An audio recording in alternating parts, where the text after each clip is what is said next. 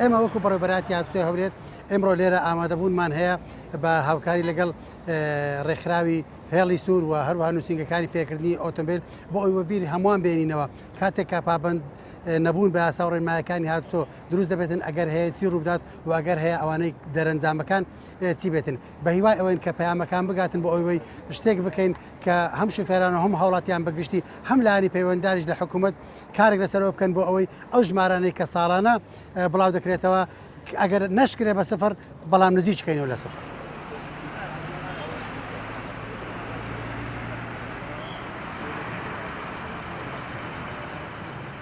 ئەوڕۆ هەستایم بە چاڵاچیەک لە شاری هەولێر بە ناوی هەفتەی قوربانیانی هاتوچۆی هەولێر بۆ ئەوەی ڕووداوەکان کەم بکەینەوە و زانیاری زیاتر بگەێنین بە شوفێرە بە ڕێزەکان.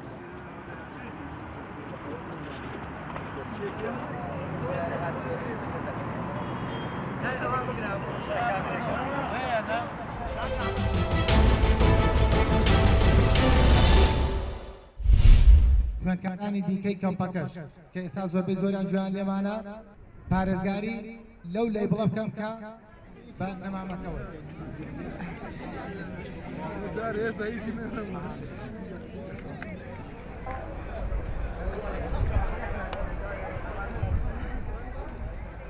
ساڵ بە شێوازێکی زۆر جیاواز کۆلێژی ئینفۆرماتیک پێشوازیان لێکردین ئەویش بە نەمامچاندن بوو کە ئەمە بۆتە بەریکێکی جوان لەم کۆلێژەیە کە ئەم نەمامانە لە مستەقبەلا گەورە ئەبن و چەند ساڵێکی تر ئەبنە درەختی گەورە و هەروەها ئەم نەریتر لە کۆلێژی ئەمە هیوادارم پەرەی پێ بدرێ.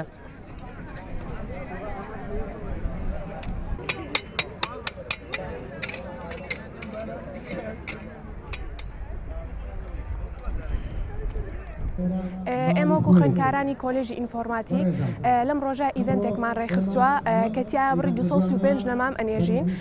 لە ڕێخستنی ئەم ئیڤنتەشە دوو ئاماجمان هەیە. یەکەمیان بەخێرهاتنی خوێندکارانی مەرحەلەیەکەکانە و هەروەها دومیشیان پیرۆزکردنی یادی 235 ساڵەی سلێمانیە.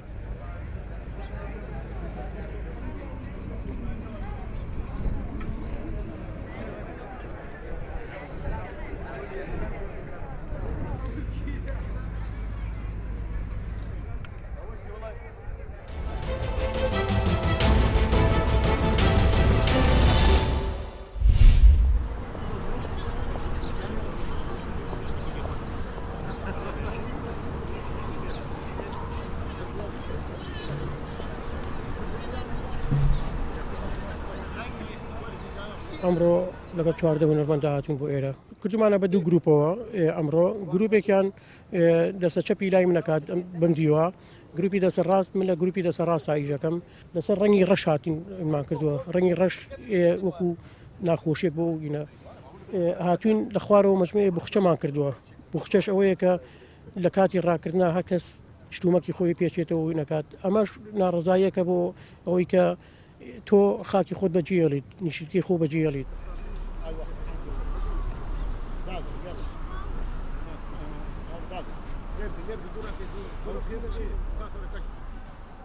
چاڵکی دا ئاماجێ هەنە یەک ژوانە ئەم سپاسیا پەرلەمانی ئەڵمانیت کرد بەر بڕاستی گەلک سەکناندنێ وانی گەلکی هێژا و باشە بوون ji bo mesela Rojava û beşê de ji vê çalakiya me em dixwazin rexne bikin ji ber gelek tiştin hene bi rastî şaştî çê dibin ji ber ev silahê zarokê me tên pêkuştin Rojava û xelkê me Almanya difroşe Tirkî em dixwazin rexne bikin vî tiştî.